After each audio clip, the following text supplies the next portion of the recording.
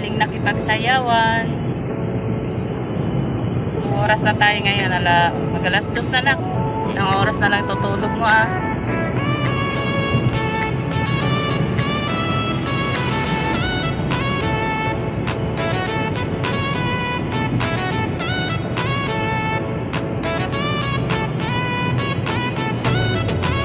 Hindi sarado na yung shawarma. Bukas lakad na lang tayo papunta ng South Road.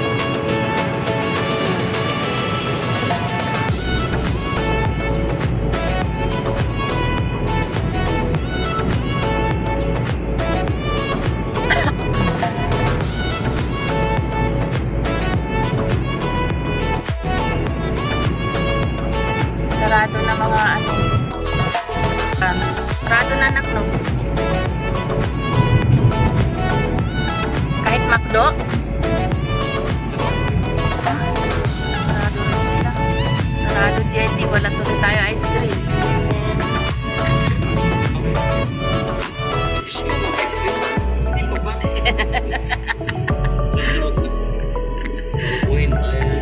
Bye-bye, McDo. Bye-bye, McDo.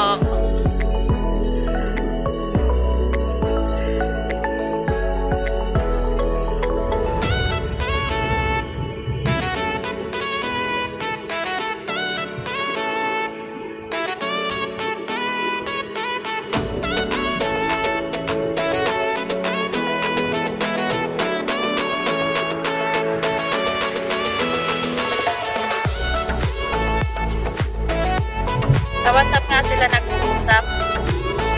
Sabi ko, doon ka nalang pumunta kay Ramel.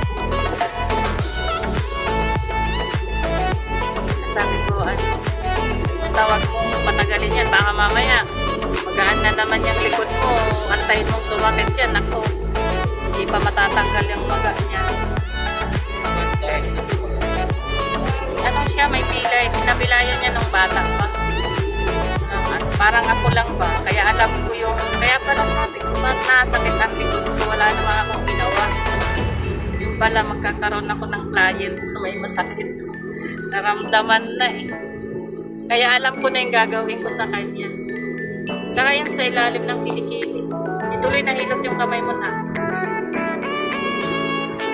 Diba yung masakit? Pagka.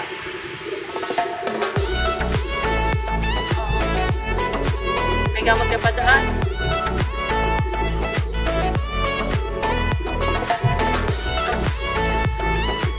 Okay ka lang, Jen?